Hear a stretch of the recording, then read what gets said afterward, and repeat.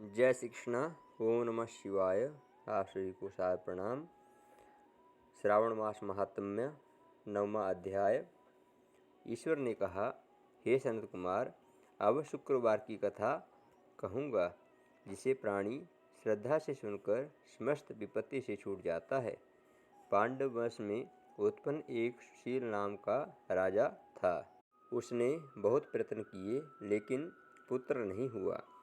उसकी मुकेशी नाम की पत्नी सर्वगुण संपन्न थी। जब पुत्र प्राप्त नहीं हुआ तो वह महती चिंताग्रस्त हुई। वह स्त्री स्वभाव के कारण प्रत्येक महीने में कपड़े के टुकड़ों को अपने उदर में बांधकर पेट की वृद्धि करती थी। इस तरह साहस के कारण स्वप्रसूति के अनुसार मुकेशी गर्भिणी को खोजती रही। प्रारब्ध से पुरोहित की पत्नी को उसने देखा। उस समय वह गर्भिणी थी। कपटी राजा की पत्नी ने प्रसव समय में दाई के कार्य करने वाली अन्य किसी स्त्री को इस काम के लिए नियुक्त किया। पुरोहित की पत्नी ने प्रसव के समय दाई के कार्य करने वाली अन्य किसी स्त्री को इस काम के लिए नियुक्त किया। रानी ने उस सूतिका को एकांत में बहुत सा धन दिया तथा अपने गर्भ के अनुकरण की सारी बातें कह सुनाई। राजा ने इधर अपनी पत्नी रानी को गर्भवती जानकर पुंसवन तथा सीमोंत नयन बड़े प्रसन्न मन से किया, और पुरोहित की पत्नी का प्रसव का समय नजदीक आया। यह सुन उसी तरह रानी ने अपने वचन रूपी कार्य को किया, और पुरोहित की स्त्री गर्भवती थी, प्रसूति की बात जानती नहीं थी, अतः दाई की वाणी का पालन करती थी। पुरोहित की स्त्री की वंचना करने के लिए दाई ने उसके नेत्र बांध दिए। उत्पन्न हुए बालक को किसी के द्वारा राजमहर्षि के समीप भिजवाया।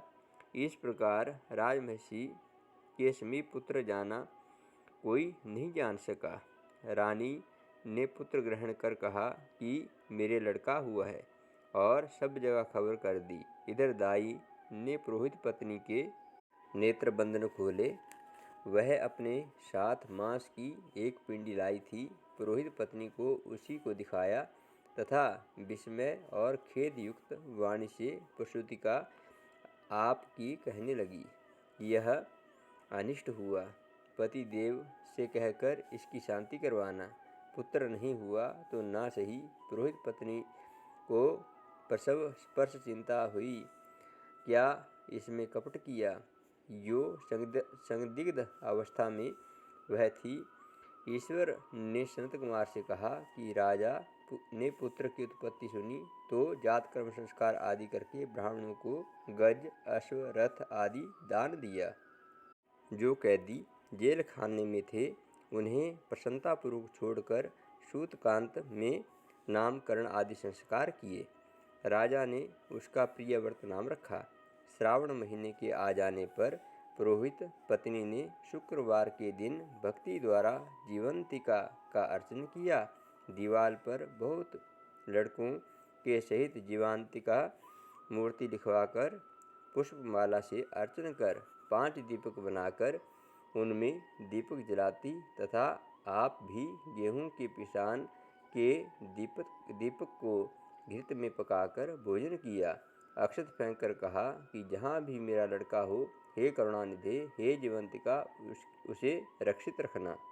यूं प्रार्थना कर कथा श्रवण कर यथाविधि विसर्जन किया। जीवंतिका के प्रसाद से बालक दीर्घायु हुआ। उस रोज से जीवंतिका देवी उस पुत्र की मातृगौरव से रात दिन रक्षा करने लगी। यूं कुछ काल बीत जाने पर राजा मर गए। पितृभक्त पुत्र ने पिता की पारलौकिक क्रिया की।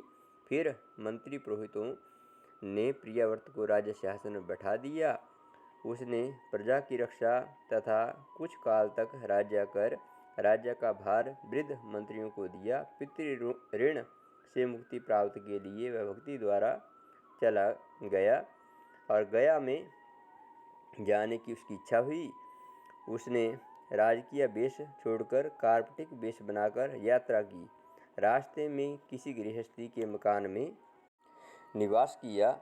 उसी रोज उसकी पत्नी को क्रमशः षष्ठी देवी मार चुकी थी, पर इस लड़के के हो जाने पर 5वें रोज राजा वहां गया था।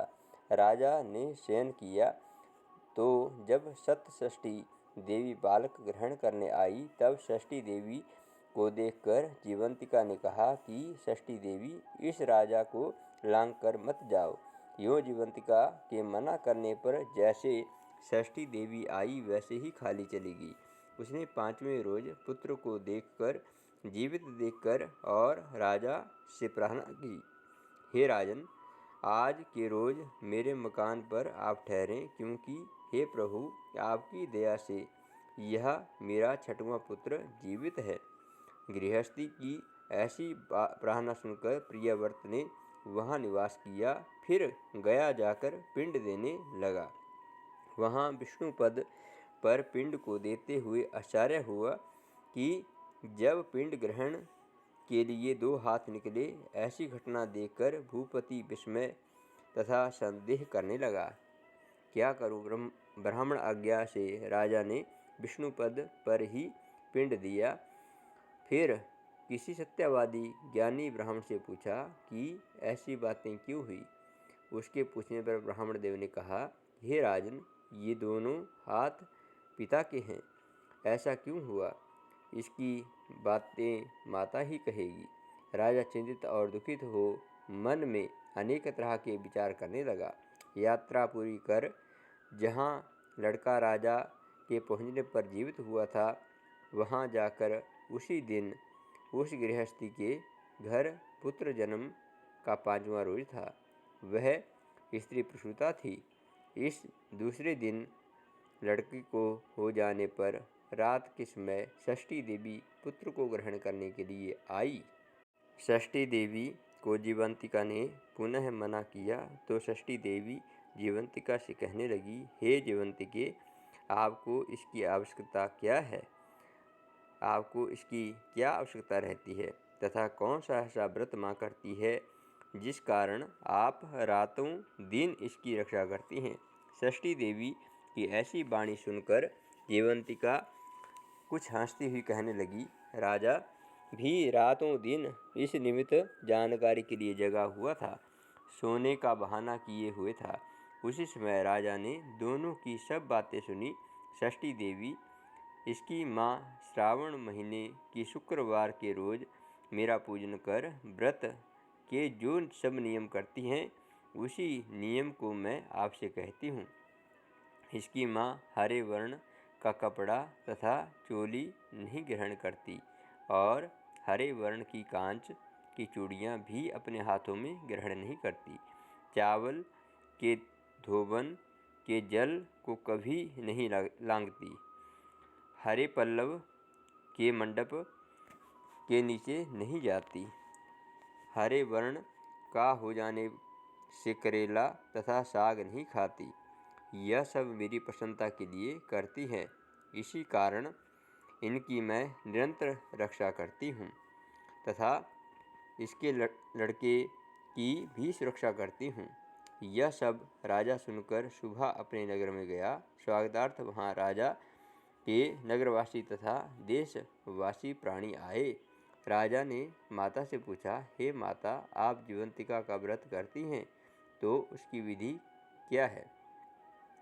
राजा के पूछने पर माँ ने कहा, जीवंतिका व्रत मैं नहीं जानती। राजा ने गया यात्रा के फल प्राप्त्यर्थ ब्राह्मणों तथा सुवासिनी को भोजन कराने की अभिलाषा प्रकट की। सुवासिनी ब्राह्मणियों के यहाँ हरे वस्त्र, हरी चोली तथा हरे कांच के कंगन आदि पुरुषार्थ भिजवाए। दूत ने वहाँ यह कहा कि आप सब राजा के घर भोजनार्थ आवें। पुरोहित की पत्नी राजदूत से कहने लगी, मैं हरे वर्ण की कोई चीज़ नहीं लेती। पुरोहित की पत्नी की ऐसी वाणी सुनकर राजा ने दूत से जाकर कहा कि राजा के पुरोहित की पत्नी के लिए रमणीक लाल वर्ण के कपड़े आदि भेजे। पुरोहित पत्नी उन चीज़ों को ग्रहण कर राजा के घर गई। उसने पूर्व वाले दरवाजे पर चावल, का धोवन जल तथा हरे वर्ण का मंडप देखकर वह स्त्री अन्य दरवाजे से गई। राजा ने यह देखकर पुरोहित पत्नी को शुक्रवार के व्रत का कारण बतलाया। राजा को देखकर उसी समय उसके स्तन में दूध बहने लगा। उन स्तनों की दूध धारा से वह राजा अच्छी प्रकार से सिंचित हो गया।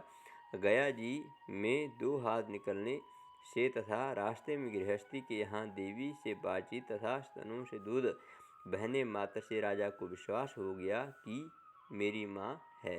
राजा ने गृह की में रक्षा करने वाली माँ के समीप जाकर बड़ी विनय भाव से पूछा, हे माता, भय मत करो। मेरे जन्म समय की बात सुकेशिनी ने तथ्य रूप से कह दी। राजा ने इससे प्रसन्न हो अपनी जन्म देने वाली माँ बाप को नमस्कार किया और संपत्ति दे बढ़ाया। इससे दोनों बड़े आनंदित हो एक दिन रात में जीवंतिका से राजा ने प्रार्थना की कि हे जीवंतिका, मेरे जन्म देने वाले पिता हैं तो गया में क्यों 2 हाथ निकले। उसी समय स्वप्न में देवी ने संशय नाश कर देने वाली वाणी में कहा कि हे राजन, मैंने तुझे केवल विश्वास दिलाने के लिए ऐसी माया की थी, इसमें संदेह मत करो। शिव ने सनत कुमार से कहा कि हे सनत कुमार, यह श्रावण महीने के शुक्रवार व्रत के सारे महात्म्य को कहा। इस व्रत को करने से मात्र प्राणी सब इच्छाओं को प्राप्त कर लेता है। ओम नमः शिवाय। हमारे इस चैनल को अवश्य सब्सक्राइब करें, अपने मित्र परिजनों के साथ अवश्य शेयर करें ताकि आपको सनातन धर्म से जुड़ी और भी गुड रहस्य नई जानकारी आपको हम देते रहें। ओम नमः शिवाय। जय श्री कृष्णा। हर हर महादेव शंभो।